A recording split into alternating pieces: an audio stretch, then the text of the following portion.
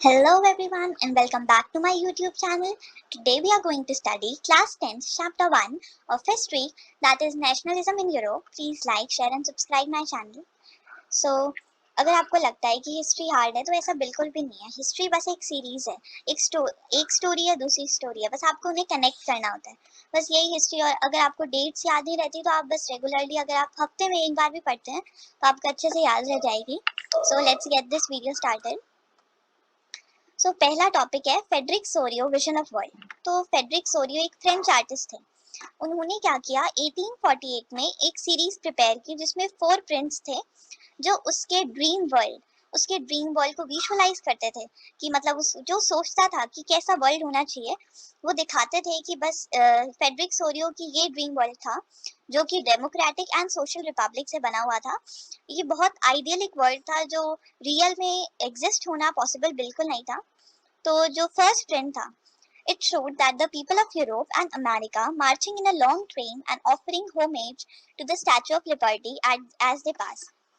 तो जो उनका पहला प्रिंट है, फेडरिक सोरियो का जो पहला प्रिंट है वो दिखाता है पीपल ऑफ यूरोप और अमेरिका, वो एक लॉन्ग ट्रेन में, यानी उन्होंने एक लाइन बना रखी है और वो होमेज यानी रिस्पेक्ट शो कर रहे हैं स्टैचू ऑफ लिबर्टी को, जैसे वो उसके साइड से पास हो रहे हैं। The torch of enlightenment was carried by a female figure in one hand and the charter of the rights of man in the other. तो क्या हुआ, जो एक टॉर्च ऑफ एनलाइटमेंट यानी जो भी लोगों का जोश और जो भी अच्छा होगा उन लोगों के साथ, उसकी एनलाइटमेंट की टॉर्च वो फीमेल फिगर के एक हाथ में थी और दूसरा charter of rights of man. Charter एक ऑफिशियल डॉक्यूमेंट होता है।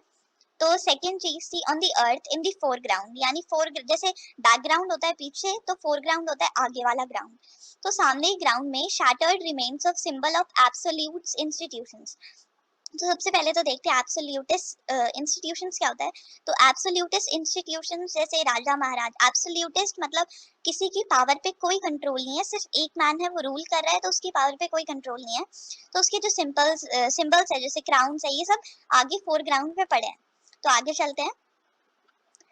थर्ड पॉइंट था कि जो फेडरिक सोरियोस की जो उटोपियन विजन था, उटोपियन होता है या यूटोपियन आप कुछ भी बोल सकते हो, इसका मतलब होता है बहुत ज्यादा आइडियलिस्टिक, यानी जो रियल वर्ल्ड में एग्जिस्ट होने की मतलब इम्पॉसिबल है, यानी बहुत कम चांसेस है, मतलब इतना ज्यादा अनकरप्टेड और इतना अच्छा उनका जो ड्रीम वर्ल्ड था वो रियल में एग्जिस्ट होना इम्पॉसिबल था। And the people of the world are grouped as distinct nations. और उन्होंने क्या किया, अपने उस जो सीरीज उन्होंने 4 प्रिंट्स की थी, उन्होंने पीपल को अलग अलग नेशंस के उसके बेसिस पर डिवाइड किया, रिलीजन के बेसिस पर नहीं। एंड जो नेशंस थे दे वर आइडेंटिफाइड थ्रू देयर फ्लैग्स, जो नेशंस थे उनके पर्टिकुलर फ्लैग्स थे and national costume.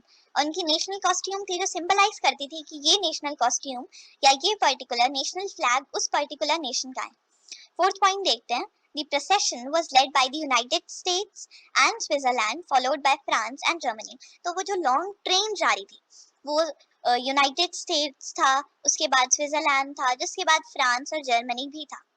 Following the German people are the people of Austria. तो जर्मन पीपल के बाद ऑस्ट्रिया के लोग हैं, the kingdom of two Sicilies, तो और उसके बाद Lombardy, Poland, England, Ireland, Hungary and Russia. तो इन सब के भी पीपल थे उस लॉन्ग ट्रेन में जो ज्वाइन कर रहे थे। फ्रॉम दी हेवेंस अबव, तो ऊपर से जो लोग देख रहे थे, ऊपर भी ड्राइंग बनी हुई है, तो ऊपर के हेवन से Christ, saints and angels gaze upon the scene, मतलब उनको वो सीन इतना अच्छा लग रहा था कि वो ध्यान से उस सीन को देख रहे थे। They have been used by the artist to symbolize fraternity among the nations of the world. यानी मतलब डिविजन और जो भी भाईचारा है वो दिखाने के लिए इतना आइडियलिस्टिक था कि जो भी क्राइस्ट, सेंट्स और एंजल्स थे वो भी उन्हें देख रहे थे सीन को। So let's move forward. तो नेक्स्ट टॉपिक है the French revolution and the idea of the nation. तो during the 19th century nationalism emerged as a force.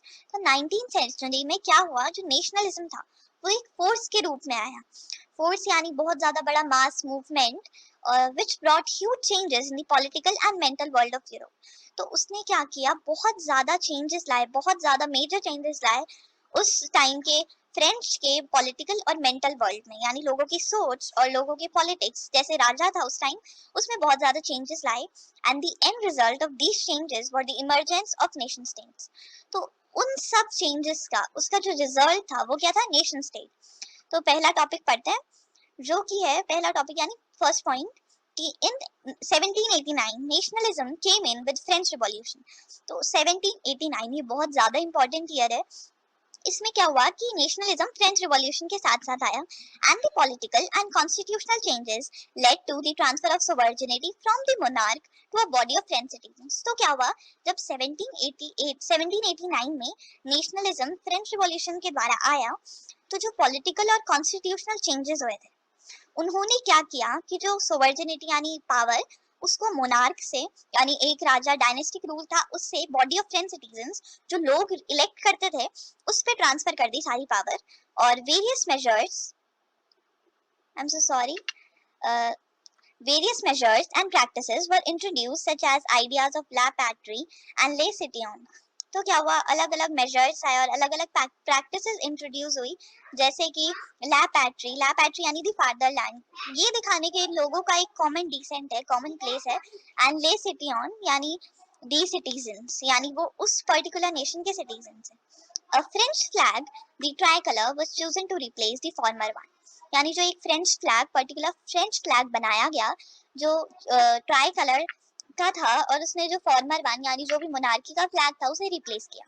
So let's move ahead. तो नेक्स्ट पॉइंट है कि जो democracy destroyed in the democracy destroyed in France by Napoleon and the civil code of 1804 known as Napoleonic code. तो क्या हुआ जो democracy है France में नेपोलियन ने डिस्ट्रॉय कर दी थी उसने टेक ओवर कर लिया था फ्रांस पर और उसने एक सिविल कोड ऑफ 1804 इंट्रोड्यूस किया था जिसको हम नेपोलियनिक कोड भी कहते हैं। उसने क्या किया जो नेपोलियनिक कोड था उसने सारे के सारे privileges that were based on their birth उसने सारे प्रिविलेजेस बेस्ड ऑन बर्थ पे हटा दिए और उसने इक्वालिटी स्टैब्लिश की लॉ के बिफोर और उसने secure the right of property यानी राइट ऑफ प्रॉपर्टी को सिक्योर किया कि मतलब कि ये इस पर्टिकुलर आदमी की प्रॉपर्टी है। तो पहले क्या होता था कि जैसे कोई भी दूसरा राजा उस प्लेस पे आया तो उसने वो सारी प्रॉपर्टी टेक ओवर कर दी फिर वो अपनी मर्जी से उसको डिस्ट्रीब्यूट करेगा तो उसने ये हटा के राइट टू प्रॉपर्टी कर दिया। अब थर्ड पॉइंट है Napoleon simplified administrative divisions, abolished the federal system, and freed peasants from serfdom and manorial dues। तो नेपोलियन ने क्या किया जितने भी एडमिनिस्ट्रेटिव डिविजन्स है उन्हें सिंपल कर दिया। उन्होंने क्या किया फेडरल सिस्टम को अबॉलिश कर दिया हटा दिया और उन्होंने पीजेंट्स को फ्री कर दिया serfdom और manorial dues। तो manorial dues क्या होता था कि जो ऐसे मानते थे जो पीजेंट्स है उन्हें उन्हें अपने लॉर्ड्स पर यानी जो जिनके पास लैंड थी हाईली जो रिच पीपल थे उन पर कर्जा है और वो कर्जा हटाने के लिए जैसे गॉड की सेवा करते हैं तो वो उसे लॉर्ड मानते थे और उससे जो वैसे उस टाइम पीजेंट्स को सर्फ कहता जाता था इसीलिए इसे सर्फडॉम नाम दिया है। तो वो लोग उनके लैंड्स पे जाकर काम करते थे जैसे कि वो लॉर्ड की वर्शिप है। तो लेट्स मूव ऑन। अब नेक्स्ट टॉपिक है the making of nationalism in Europe. तो पहला पॉइंट है Germany Italy and Switzerland were divided into kingdoms. तो क्या था कि जो जर्मनी है इटली है और स्विट्जरलैंड है वो किंगडम्स में डिवाइडेड थे और डचीज में डिवाइडेड थे और कैंटोन्स में थे। ये हमें ज्यादा डिटेल में पढ़ना नहीं है बस आप इन टर्म्स को याद रखना ये सिर्फ मतलब उनका डिवीजन का बेसिस था। whose rulers had their autonomous territories यानी उनकी पर्टिकुलर टेरिटरीज होती थी। सेकेंड पॉइंट देखते हैं they did not see themselves as sharing a collective identity और कॉमन कल्चर। यानी जो जर्मनी इटली और स्विट्जरलैंड के जो लोग थे वो खुद को ऐसे नहीं देखते थे कि वो कॉमन कलेक्टिव आइडेंटिटी शेयर करते हैं कॉमन कल्चर शेयर करते हैं। जैसे आप इंडिया में देखोगे तो आप उनके लोगों में एक कलेक्टिव आइडेंटिटी देखोगे कि हम इंडियंस हैं और हमारा एक कॉमन कल्चर है कि हम ये पर्टिकुलर त्योहार इस टाइम पे मनाते हैं हम ये करते हैं। मगर उनका कुछ नहीं था जो भी राजा जिस भी रिलीजन का टेक ओवर करता था उन्हें उसी टाइप से फॉलो करना पड़ता था। Third point the Habsburg empire ruled over Austria and Hungary. तो ऑस्ट्रिया हंगरी पे हैब्सबर्ग एम्पायर रूल करता था उस टाइम पे। फोर्थ पॉइंट है in Hungary half of the population spoke Magyar. तो आधी पॉपुलेशन हंगरी में मैग्यार बोलती थी while the other half spoke variety of dialects यानी बहुत ज्यादा अलग अलग लैंग्वेजेस बोलती थी। आधी हाफ क्या बोलती थी मैग्यार। तो फिफ्थ पॉइंट है beside these three dominant groups यानी इन थ्री डोमिनेंट ग्रुप्स के अलावा भी there also lived within the boundary of empire यानी और भी लोग रहते थे उस बाउंड्री ऑफ एम्पायर के अंदर इन थ्री डोमिनेंट ग्रुप्स के अलावा। तो सिक्स पॉइंट है the only tie binding these diverse groups together was a common alliance to the emperor. अब इन तीनों जो भी डाइवर्स ग्रुप्स थे, इनको जो एक ही कॉमन चीज बाइंड करती थी वो क्या थी? कॉमन अलायंस एम्परर के तरफ, यानी एम्परर को वो जिस रिस्पेक्ट से देखते थे कि वो उनका लॉर्ड है, वो भगवान के द्वारा भेजा हुआ है, ऐसी उनकी थॉट्स थे उस टाइम पे, तो यही उनकी एक कॉमन टाई थी जो उन्हें बाइंड करती थी। सो नेक्स्ट टॉपिक पे चलते हैं, the aristocracy and the new middle class. तो फर्स्ट पॉइंट देखते हैं, socially and politically a landed aristocracy was the dominant class of the continent. तो उस टाइम पे जो सोशली और पॉलिटिकली जो लैंडेड एरिस्टोक्रेसी थी वो ही डोमिनेंट क्लास थी उस कॉन्टिनेंट की। तो सेकंड चीज देखते हैं, the members of this class were by a common way of the life that cut across regional divisions. यानी जो उस क्लास के जो मेंबर्स थे वो एक कॉमन वे ऑफ लाइफ जी रहे थे जो अलग अलग रीजनल डिविजन्स में बटी हुई थी। थर्ड पॉइंट है, their families were often connected by ties bye marriage. तो यहाँ एक छोटी सी मिस्टेक है, तो टाइज इफ मैरिज की जगह टाइज ऑफ मैरिज ऑफ कर लेना।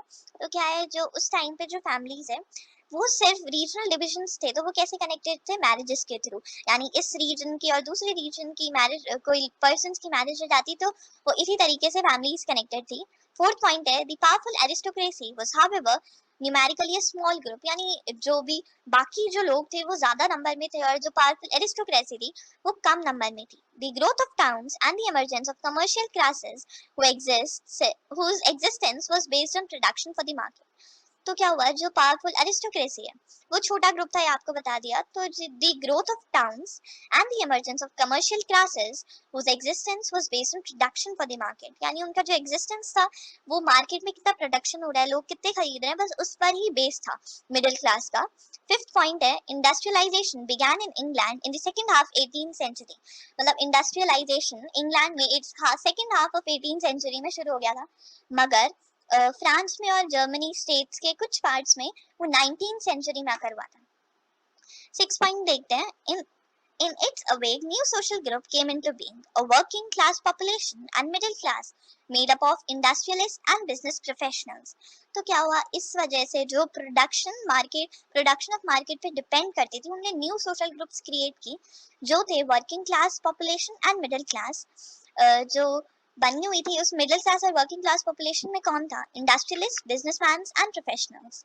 तो सेवेंथ पॉइंट देखते हैं, it was among the educated liberal middle class that the ideas of national unity following the abolition of aristocratic privileges gained popularity।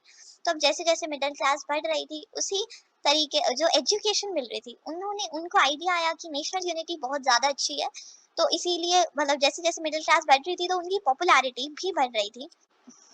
So that's all. And if you want the link of these sites that I used in this presentation or in this lecture, I'll give them in the description below. And if you like this video, please give this video a big thumbs up. So bye bye.